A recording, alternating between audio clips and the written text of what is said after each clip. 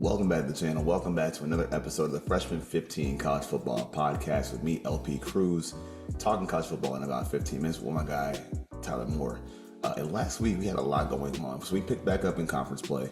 A lot of surprises, especially down in the SEC, with Alabama losing to Tennessee. And also, we had a surprise with the Longhorns being taken down by Georgia. So a lot of teams were trying to stay unbeaten as well. Last week, got some wins that they really needed, like BYU, Iowa State. So looking ahead to this week, we'll talk about that a little bit more. But before we go too far, let's kind of recap last week's games.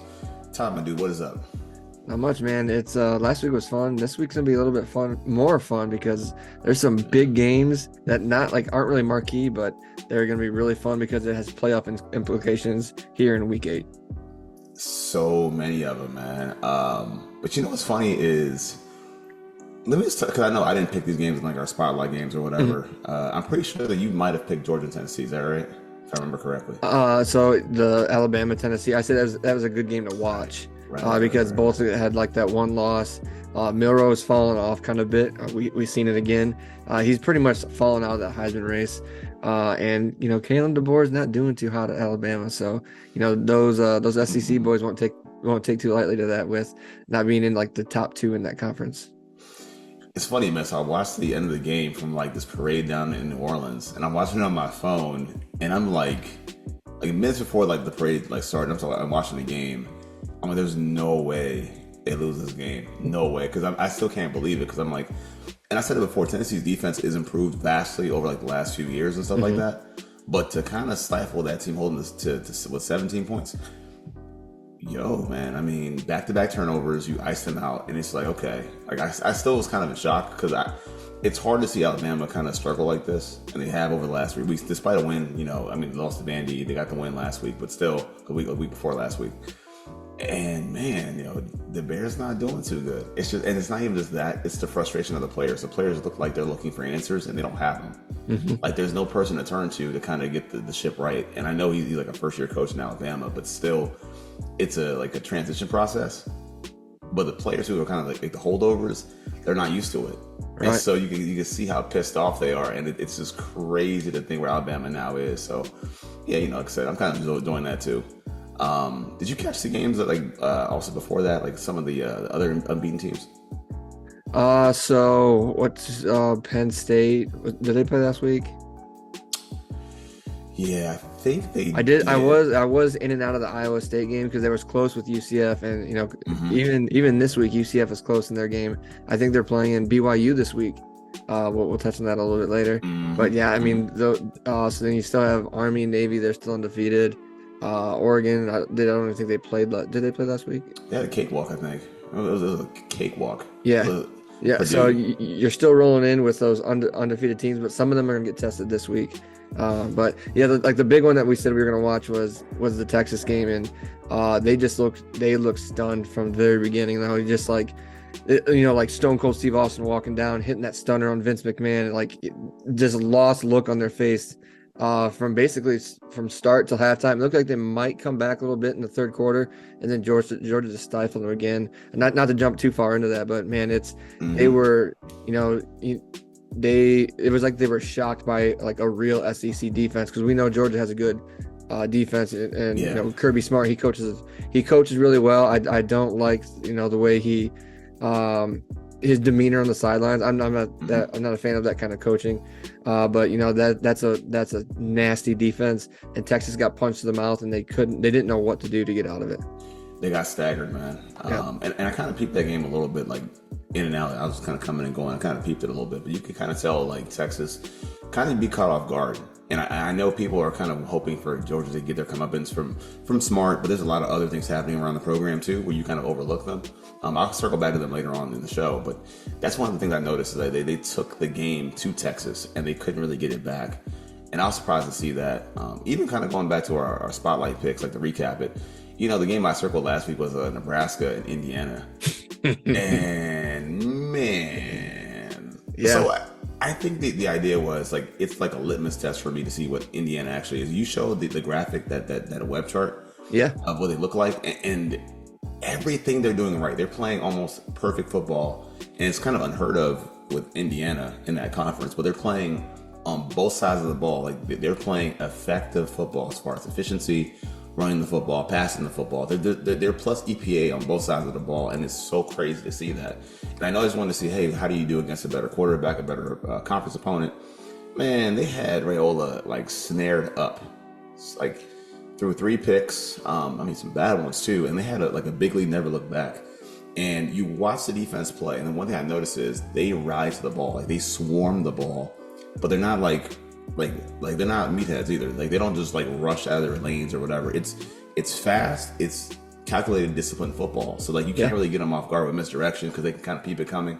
Like they're really, really good. And even the running game, Justice Ellison, he had a big day. He had 100 yards on 9 carries. He was just gashing them. He showed the breakdown that Cole put up on Twitter, but how they were able to do it so effectively, how they were blocking so well.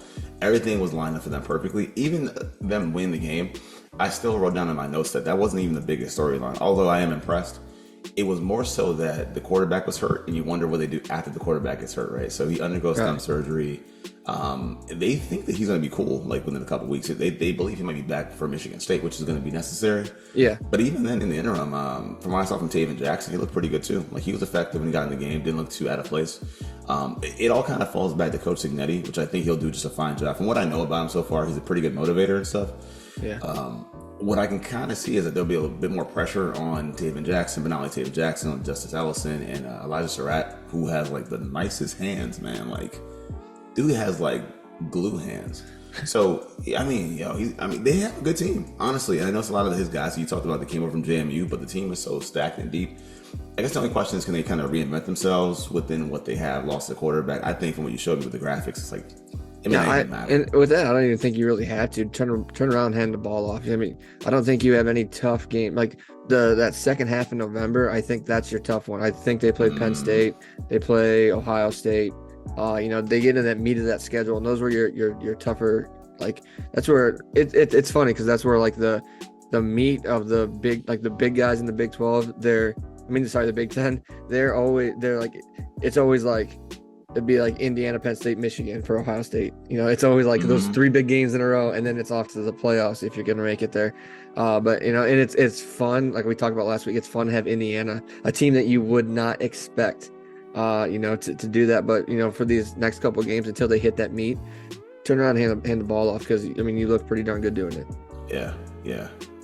And then recapping real quick. So your spotlight game. It was the Georgia game. Because I said that was like everybody's game. So like my upset pick was the fun one to watch. Miami and Louisville. And it's always funny to watch because Cam Morty's fun to watch, but I think like if you go to the next level, I think he's gonna be a headache for somebody because he plays off schedule a lot. Sometimes like that little flip throw, you only see like Patrick Mahomes and Matt Stafford get away with it in the pro level. But like it's just stuff like that. Like, and then like it's fun watching teams with like those many weapons. So you had like Watson, Fisher, Cam Ward going off, Isaac Brown going off, and both quarterbacks were extremely efficient. They didn't turn the ball over. It was almost like who was going to have the ball last. Louisville still messed up a little bit on special teams, and that's what ultimately cost them the game. It was not even the onside kick, but the missed field goal and the missed opportunity. But like it came down to like who was gonna have the ball last, and that's the kind of fun games to watch.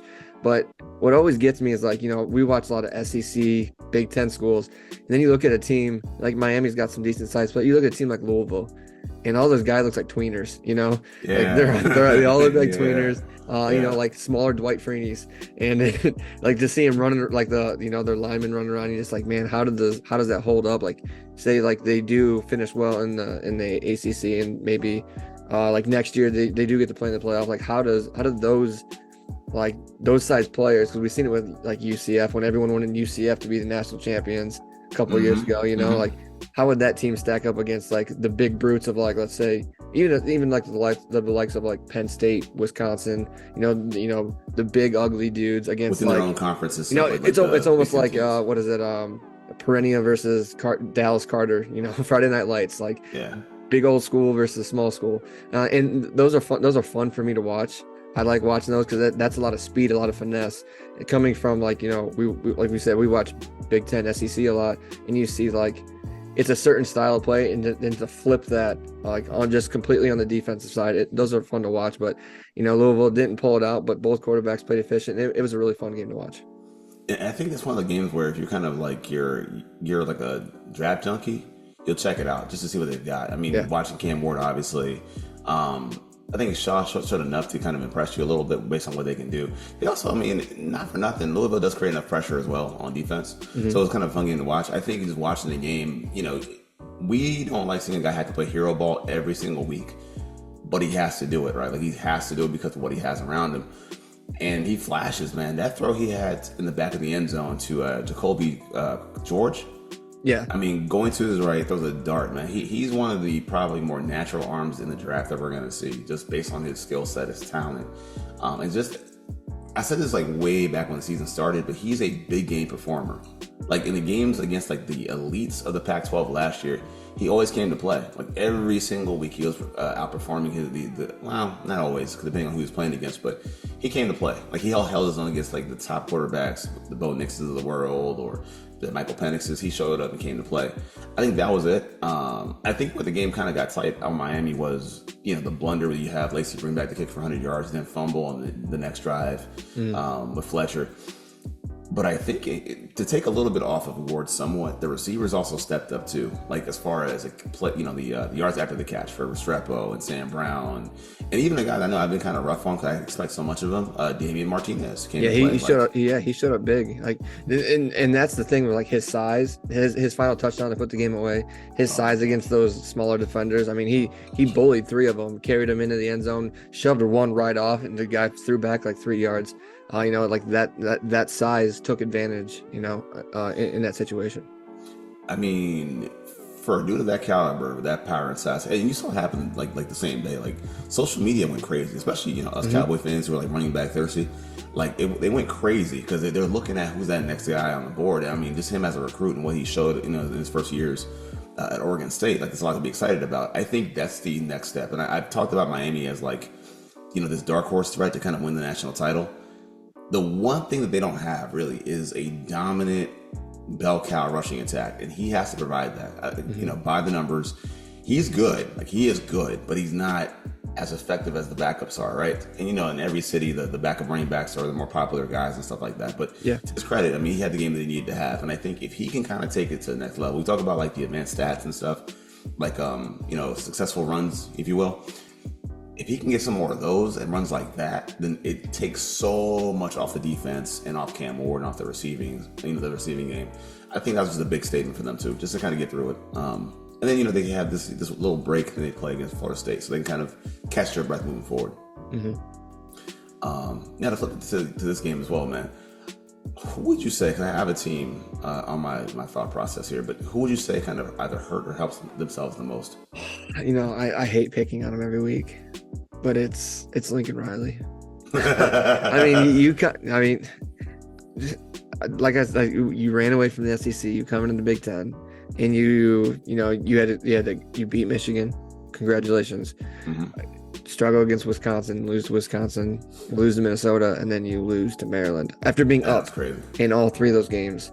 You have to make adjustments big time football games in big time football, and he doesn't. It's almost like the man might be better off as an offensive coordinator than head coach. Like I know a lot of people want him in the NFL. There was talk that he was going to follow Caleb Williams to wherever he went, but it doesn't look head coach material right now because he cannot get. You're the top of the Pac-12, top 2 teams in the top 3. Top 2 teams in the Pac-12. Let's say that historically you're one of the blue blood colleges in all of college football, and you can't beat the bottom tier teams of the Big Ten, and that hurts your reputability. Like I know there's a lot he has the keys to Southern California and stuff like that, but how much are they going to take for if he does lose a couple more games? Because I think they still got to play Notre Dame. That could be a loss. I'm not sure who else they play, but I mean, it's looking bleak, looking bleak for the Trojans. So it's funny, man, because they were up, and I remember this is like during the summer. I had Maryland's strength coach Jason Wooding on the show. Yep. And we talked about the kind of the transference of, hey, teams coming into, because the one example I told him about that I used, I said, hey, how do you feel about teams in the Pac-12 coming into the Big Ten? And he was unmoved. Right. You would think that he's like, oh yeah, I mean, you got to adjust to their style, and then they're faster. But and again, it's probably because I don't believe it's just him being a company guy at all. I really don't. I think Jason's a really straight shooter, really honest guy. He didn't seem at all kind of bothered by it. Like, he was like, I mean, it's football. Like, I mean, he didn't give away too much, obviously, but you could tell. But he was just trying to say, hey, it's football. It's not going to be. They're so much bigger and faster and more athletic than we are. No, it's football. When you kind of line them up between the lines, you still have to play football at the end of the day. Right. So you have to tackle guys in space and still have to, protect, run, catch, and block, obviously, right? And you're looking at USC, who I thought was kind of better suited to kind of jump in there and kind of have the advantage over teams like Maryland, for example. And then to lose that game at College Park, it just seems off. Seems off. And you talk about the viability as a head coach. Well, guess what? You got to close games. Because if you was any other coach in the NFL, they talk about, why can't you close games? Why can't you finish these games? Why can't you just take the wins? And you talked about him in the Pac-12. Well, guess what? You know who he kept getting cooked by? Utah. Yeah. Utah. So it's not like teams that are more big, like physical to the punch, are scared of them, because they're really not. So that's one of the big things, man. We can. If you like Lincoln Riley, you love USC, you can use whatever excuse you want in the book, whether it be the refs, whether it be just personnel, conference changes. It doesn't matter, man. I know they are punching back for a reason, though. Like, I know you like picking on them, but you don't have any other choice. Right, and it's like you said. I mean, as an Ohio State fan, Ryan Day is like 1-5 in big time games or something like that. But I mean, even like these games where he plays close to like, inferior, and they still win by like 20. He's ridiculed. Like when you watch a Lincoln Riley press conference, it's like he deflects things, and it's just like I don't want to pick on it anymore, but it's like you should be in the top tier of the Big Ten, and you're not, and it's it sucks. But for someone like who grew up in the Big Ten area, I mean, it's kind of satisfying to see a team that was so like, oh, I'm pumping my chest out and I'm gonna roll into this thing. They're having a lot of growing pains, and I kind of enjoy it, but it's not good for college football when USC's bad. I mean, sorry, neither is Florida State. That's fine. I mean, but it is proving a point, and. Yeah. You kind of piggyback off of that, talking about like who helped themselves, who hurt themselves the most last week. Powerhouses have this expectation to battle and compete and be part of the conversation all throughout the season. So when I think about who actually helped themselves out last week, it's more from a narrative perspective, but maybe also a psyche perspective. And I wanted to go with Georgia outright. And the reason why is, I mean, it's a statement game, because you go into Texas, you beat Texas very soundly. And I think ever since they lost to Alabama, which was, I think, we still say the game of the year, they kind of went under the radar. And the reason why is because teams have kind of cropped up a little bit in their stead, like Tennessee, who I like Tennessee a whole lot. I'm not going to lie about that. I like Tennessee. A&M, who I don't really like that much. However, they're first in the SEC right now. They've kind of occupied the spotlight. And I think what happened was when Georgia played that really close game against Mississippi State, who I think they were favored to beat by like 35 points, something like that. Yeah. It kind of changed the perception about them. So with the loss against Alabama, then close game against Mississippi State, they kind of fell back into this like weird obscurity. And I think, like I said before, I think people want them to get their comeuppance because of Kirby Smart, but also, and I don't want to get too deep into it, but the things that go around the program as well. It's almost like you want them to be kind of castigated for what's happening around the program. So you kind of you downplay them a little bit, right? And no one really feels great about Carson Beck either. So these things kind of take effect. But when you beat a team like Texas, and Texas is a team who I thought was going to be right there. I mean, I still think that they are. You beat them that bad, it's a reminder for the conference that they're not going to go away. And you win that game. You then have 2 weeks off to prepare for Florida, who you should be pretty soundly. Even Ole Miss, I think you're going to be Ole Miss. What that does actually then is set up a game down the line that might actually be the last bid for the SEC title game against Tennessee. So you have that, but to go back to the game, I mean, just how you handle Quinn Ewers, 4.9 yards an attempt, and then to make things even worse or better for Georgia, 1.1 yards per carry to stopping the run. Like that's That's top notch right there, man. And I think with all that's been happening with the team again, the off the field stuff, these close calls against the lower competition, I think they needed to have this big reprieve. You know what I'm saying? Like they needed to have it. And so, if I'm not mistaken, they have a Mercer on the schedule too, some whack stuff or whatever. But either way, I think they need to have this reprieve, this exhale moment to kind of tune up, because now they'll be back in November. So it's like this tune up before the fun stuff happens. So I think that was key. I think they helped themselves out just to get their brains right a little bit. So props to Georgia, man. Yeah. So let's just roll into this week. Mm-hmm. So my game of the week, we're gonna do these first. My game of the week is Navy versus Notre Dame. Bam. Did you get it too? Yeah. All right. So they average what, like 270. Navy averages like 274 yards a game. They're averaging almost 45 points a game. I know that it's a competition that they play, but they have a difference. They have a revamped running style. Like their run is completely different. And then you're coming into you're gonna play. So they're playing at MetLife Stadium. So Notre Dame, they have I think they're top 5 in total defense in college football. So this is truly like one of those clash of styles, and we're gonna see. And you see teams that run these weird, that run a lot and then have like these weird running concepts. Like Georgia Tech will catch somebody off guard every once in a while. Army, before they start throwing the ball around, they catch team off guard. Same thing with Navy. So. What's fun is, for Notre Dame to stay in this opportunity to get into the top 12, they have to win this game. Like every game for them is a must-win game. They have to win this one, and then their big one is USC at the end of the year, because they already have one loss, and that was that loss to Northern Illinois. But since then, they've been blowing people out by like 5 touchdowns or something like that. And the two armed forces schools, they're going to play each other at the end of the year, but this is big for them because they would ride high into that game with Army if they win this game, and then they could potentially get that bid in that top 12. So both of these are it's must win for both teams, and it's a clash of styles, and like we just talked about earlier, it's the kind of football that I love to watch, and it's unique. It's something you don't normally see because when you watch even like high school football now, you don't see that kind of stuff.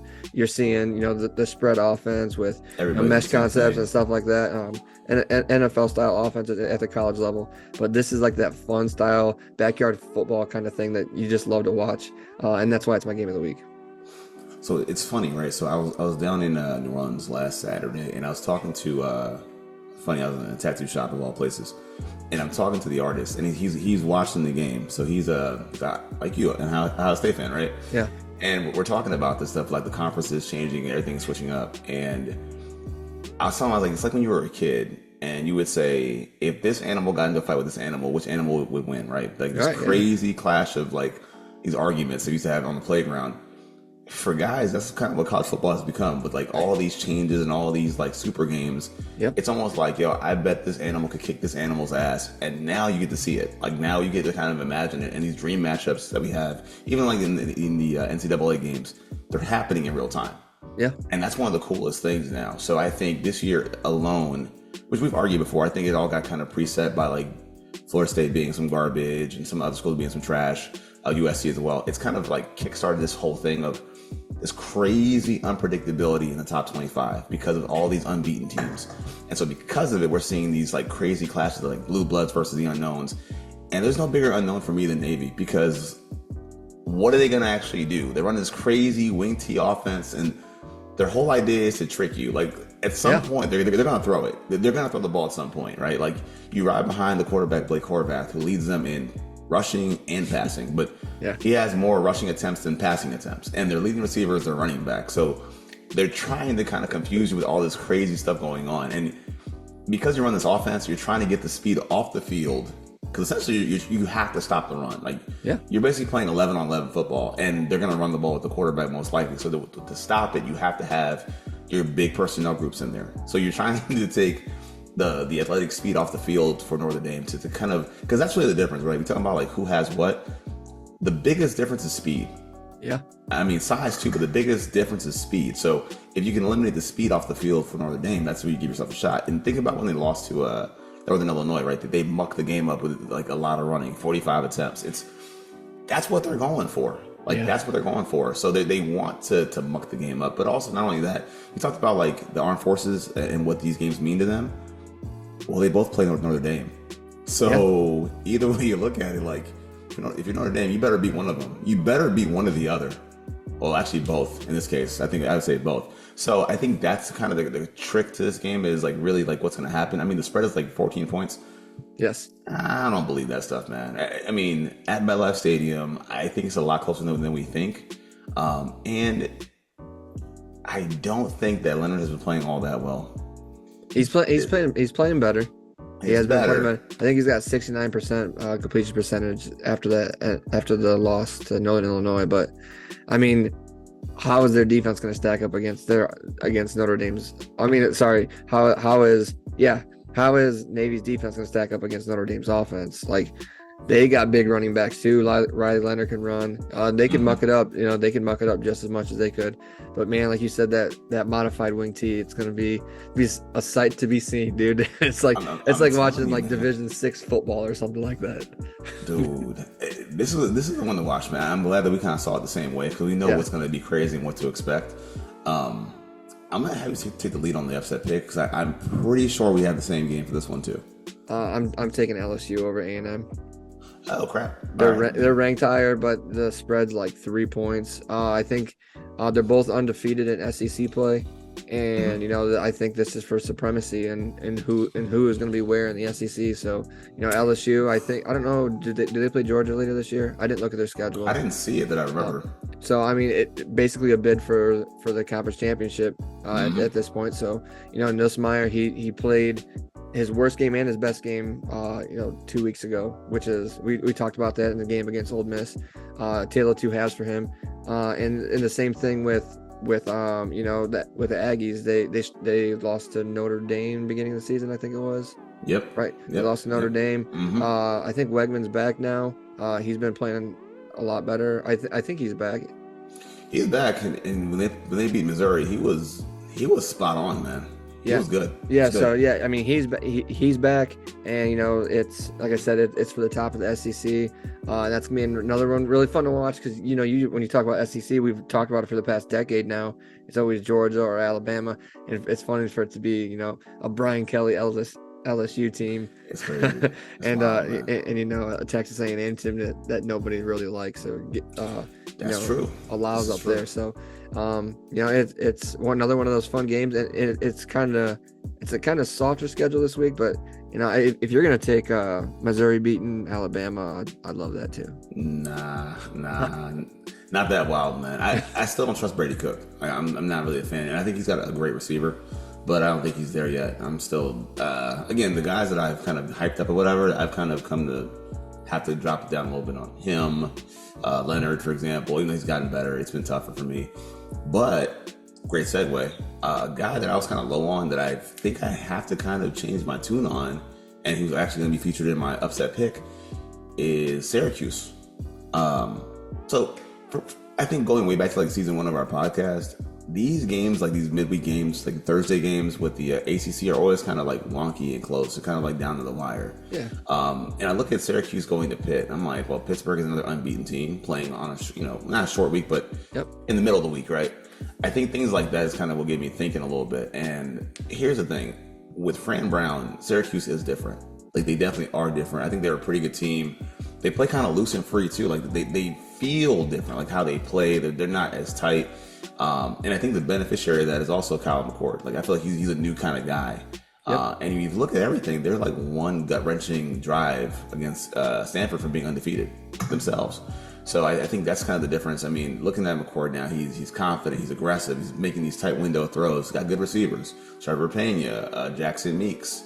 I think that they're going to do pretty well. The only concern I have in this game is that Pittsburgh runs a kind of a wonky defense. Like, they run a 4-3, but they run cover 4 out of their 4-3. So it's almost like I got 4 down linemen. I'm dropping my linebackers back in coverage, but they're big dudes, man. They're like these 6'2", 6'3" linebackers that clog passing lanes. Mm-hmm. But again, that doesn't probably bother McCord because he likes to throw the ball over the middle of the Pena, tight windows. Got Gadsden as well. it's a lot to ask for, but again, they kind of play this weird defense to where they can stop the pass, but also stop the run because they got all this beef up front and these big linebackers to kind of back them up.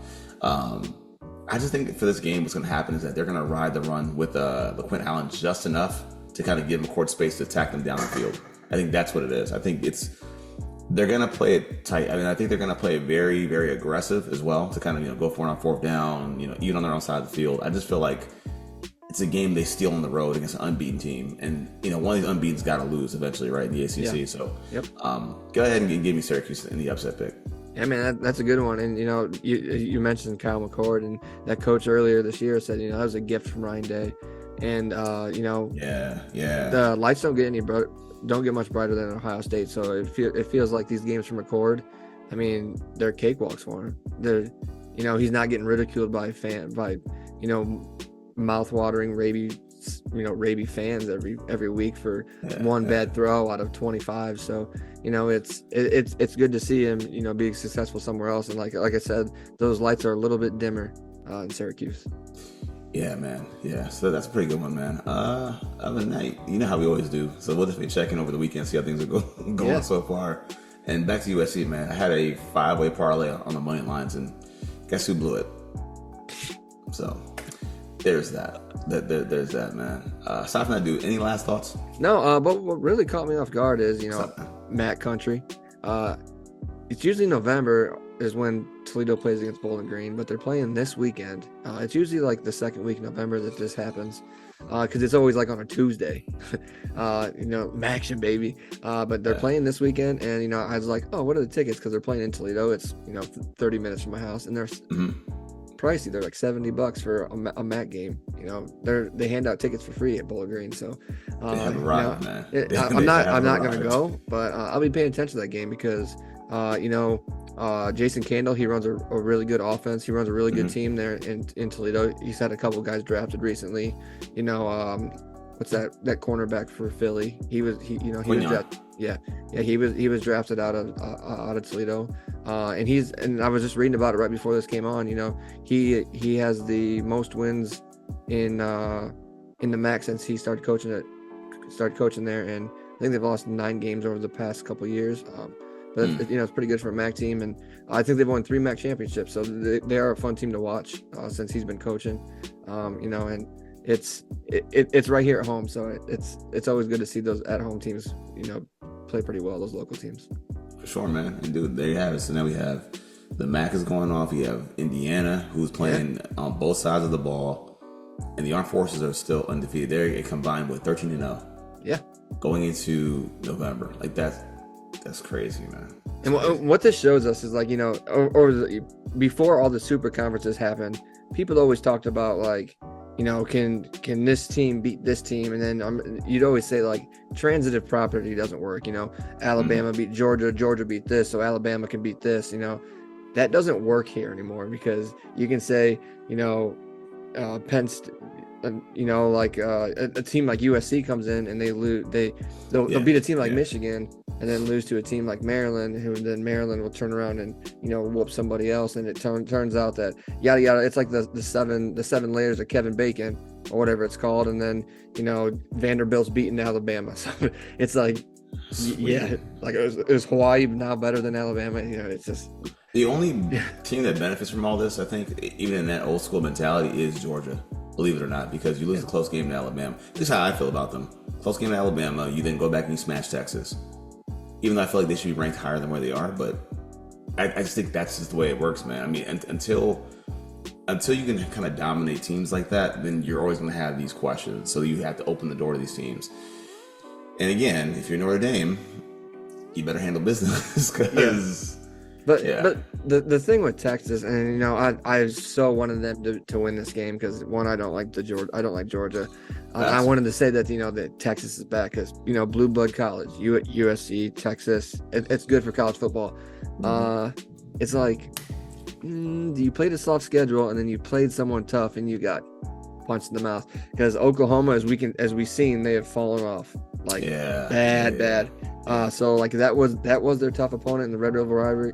And it's that came off. So hold on real quick. I'm looking at this Georgia schedule here. So they have Florida and then Ole Miss.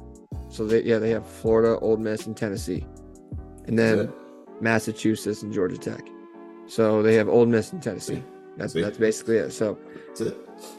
And I absolutely despise that second to last week being a freaking cakewalk. I think there's the only conference in college football that does that. That's whack. Yeah, I don't like that. I never have.